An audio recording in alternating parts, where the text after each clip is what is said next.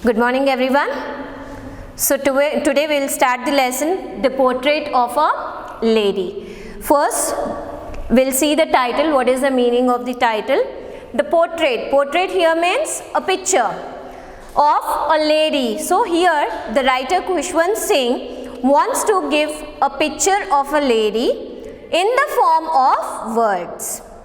Okay, so generally we see a portrait which is painted using the colors, but here he is giving a picture or a portrait of a lady in the form of words. So here the writer Khushwant Singh is explaining about his grandmother's appearance, how she used to be, and the relationship between them, the writer and the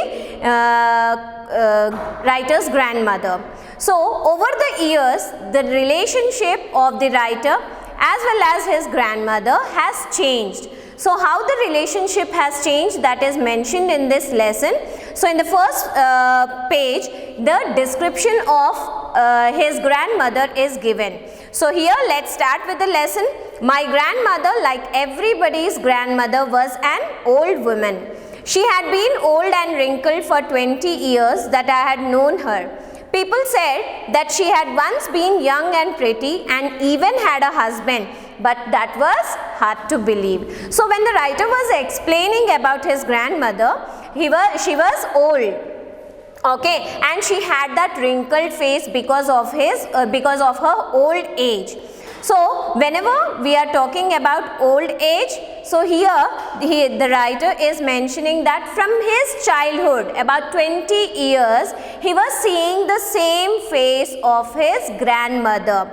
Okay, old and wrinkled. Not a single change in the look of his grandmother all over 20 years. So he was saying that, the writer wants to say that it was very hard to believe. What is hard to believe? That his grandmother was young and pretty once. Okay, so the writer is saying that it was very hard to believe that grandmother was once young and pretty, because from 20 years from his childhood he was seeing the same wrinkled face and old woman over there. So there was no change at all. So that's why the writer is saying that it was very hard to believe that. So my grandfather's portrait hung above the mantelpiece in the drawing room. He wore a big turban and loose fitting clothes. His long white beard covered the best part of his chest, and he looked at least 100 years old. So now the writer is describing about the portrait of his grandfather, which was placed above the mantelpiece. So when he was describing about his grandfather, he was saying that he was having long beard that covered his best part of the chest, and that also he was very hard to believe that his grandfather had a wife and children. So he was thinking, according to him, his grandfather can only have number of grandchildren, not a wife and children. So that much old look he was having in his portrait that was situated above the mantelpiece. So when his writer's grandmother used to tell about the stories, about the incidents, about the games what they used to play in their young age or in their childhood. So the writer was thinking them as fables, and they are very hard to believe them. So that was the thought of the writer over here. She had always been short, fat and slightly bent. Because of her old age, she was shortly bent over there. Okay, and she was old. Her silver locks were scattered untidily over her pale, puckered face, and her lips constantly moved in inaudible prayer. So what was her silver locks here means her grey or white hairs over, that is mentioned as silver locks in the lesson. Her face was pale. It was having wrinkles, the face was totally covered with wrinkles, and her lips were continuously moving with inaudible prayer. That means the prayer that she was doing, that was not audible, but her lips used to continuously move. And Yes, she was beautiful. The writer here, he was mentioning that she was pretty and beautiful. He was showing the difference between pretty and beautiful over here. Pretty means it was very hard to believe for him that his grandmother was once pretty. That means outer appearance he was mentioning. But when he is saying that yes, she was beautiful, that means she was very beautiful from inside. So that is the difference he has given in this lesson between pretty and beautiful regarding his grandmother. My grandmother and I were good friends. My parents left me with her when they went to live in the city, and we were constantly together. She used to wake me up in the morning and get me ready for school. She said her morning prayer in a monotonous sing-song while she bathed and dressed me in the hope that I would listen and get to know it by heart. So here in the writer's childhood, grandmother and the writer were very good friends. Their parents, writer's parents, left him with his grandmother because they moved on into the city. So at that time, because of that duration, they became good friends. They spent lot of time with each other. Grandmother used to make him ready for the school. She used to chant prayers so that after listening, the writer will also know it by heart. So she used to prepare him for the school, took the slate, then the writer used to eat stale chapatis, leftover chapatis, and some chapatis the grandmother used to take with her. So my grandmother always went to school with me because the school was attached to the temple. The priest taught us the alphabet and the morning prayer, while the children sat in rows on either side of the veranda singing the alphabet or the prayers in chorus.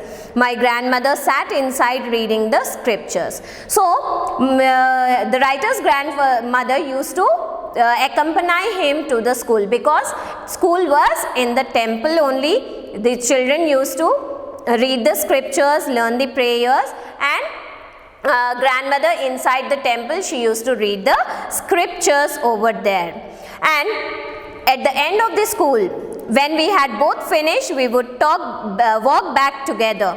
This time the village dogs would meet us at the temple door. They followed us to our home, growling, fighting with each other for the chapatis we threw to them. While back to home from the school, the grandmother carried stale chapati. She used to feed the stray dogs. When my parents were comfortably settled in the city, they sent for us. That was a turning point in our friendship. Although we shared the same room, my grandmother no longer came to school with me. I used to go to an English school in a motor bus. There were no dogs in the street, and she took to feeding sparrows in the courtyard of our city house. So when writer's parents called them in the city after they have settled well in the city, so that was the turning point between the relationship of grandmother and the writer. Okay, so the relationship that earlier they were earlier good friends. So there was some change started between the relationship between them. So what was that? They were sharing the same room, and the writer joined an English school in the city, and while going to the school, there were no street dogs and no feeding. So here, grandmother, what she used to do, she used to feed the sparrows instead of stray dogs in their courtyard. As the years rolled on by, we saw less of each other. So the writer got busy in his school. So because of that, they were regularly not meeting each other. Okay, so that was the gap between them, the distance between them started. So I would tell her English words and little things of Western science and learning, the law of gravity, Archimedes principle, the world being around. So when the writer's grandmother asked what he has learnt in the school, so he used to tell that about the English words he has learned, Western science, law of gravity, Archimedes principle, that grandmother used to not understand. Okay, so she did not believe in the things they taught at the English school and was distressed that there was no teaching about God and the scriptures. So she was unhappy. what the people taught in the English school. Why? Because in English school the students were not taught about the God and their scriptures. One day I announced that we were being given music lessons. So grandmother, after the writer said that we were giving music lessons, she was disturbed. Why she was disturbed? Because she thought that the music was only sung by the beggars, not for the people. When I went up to university, I was given a room of my own. The common link of friendship was snapped. So earlier only there was some difference between their friendship, the distance started between them. So now when the writer went to the university, so he was given a separate room. That is where whatever the common link of sharing one room, or that common link was snapped. So his grandmother accepted her seclusion from the resignation. So once they were given separate rooms, grandmother accepted her lonely life. She spent all again the time in chanting the prayers and feeding the sparrows in the courtyard. So she started living alone. She spent that lonely life without talking to anyone or without spending time with anyone. When I decided to go abroad for further studies, I was sure my grandmother would be upset. I would be away for 5 years, and at her age one could never tell. So when the writer decided to go abroad, he thought that his grandmother will be upset.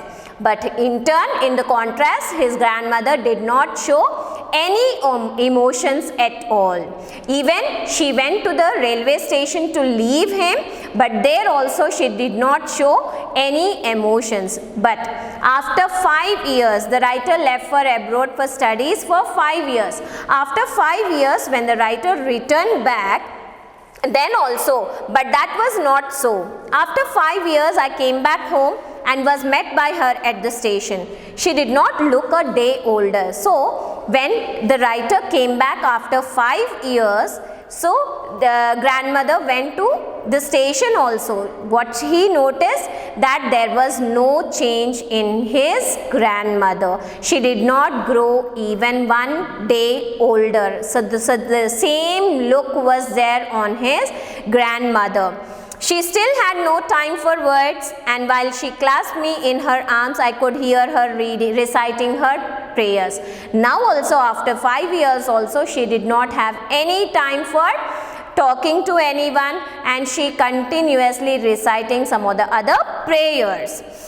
And feeding the sparrows in the courtyard was the happiest half an hour she spent using in the day. So that was the happiest time that she used to spend in the day, that was feeding the sparrows in the courtyard. Other than that, she used to spend time by spinning the wheel, reciting the prayers, but not to do or not to communicate with anyone in the house.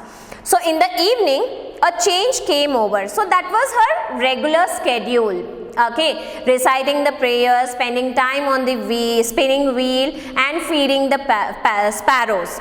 Okay, in the evening, a change came over. She did not pray. She collected the women of the neighborhood, got an old drum, and started to sing. So there was next day, there was some change in the schedule of his grandmother. So what was that change? She collected some neighborhood people and started singing. For several hours, she thumped the sagging skins of the dilapidated drum and sang of the homecoming of warriors. So continuously for several hours she was singing. So the next morning she was taken ill.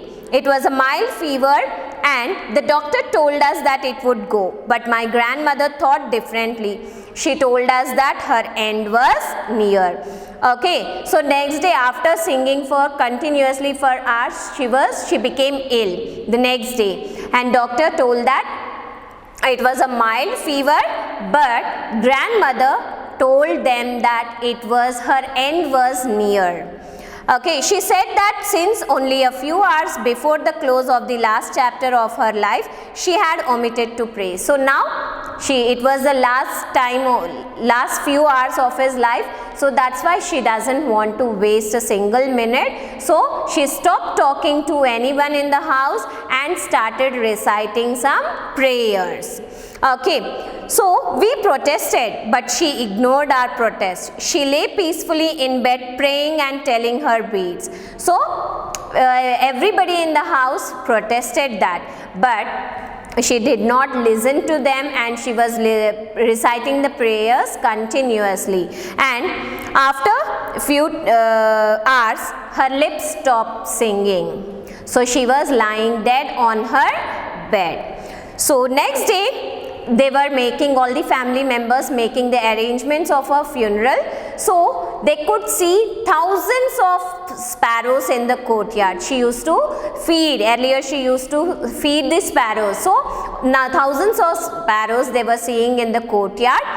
Okay, so the writer's mother took some bread pieces and fed them, but the sparrows were not eating at all. So when the body was taken for the last rites, all the sparrows flew off from the courtyard without chirping anything, without making any sound. They flew off from the courtyard. So this was the relationship between the writer and his grandmother over the years, how the relationship changed from his childhood. In his childhood, they were very good friends. Grandmother was involved in each and every activity of the writer. But when they shifted to the city, that relationship changed, because he has joined in English school and she cannot understand what was taught in the school. So she could not help him in his studies, nothing. And when the writer joined in the university, there also they shifted to different rooms over there. There also that gap was increasing day by day. But when he left for abroad for 5 years, there was again the difference was increased over there. So these were the changes between the writer and his grandmother over the years, change between their relationship, how the relationship changed over the years. Okay, thank you. This is the end of the lesson.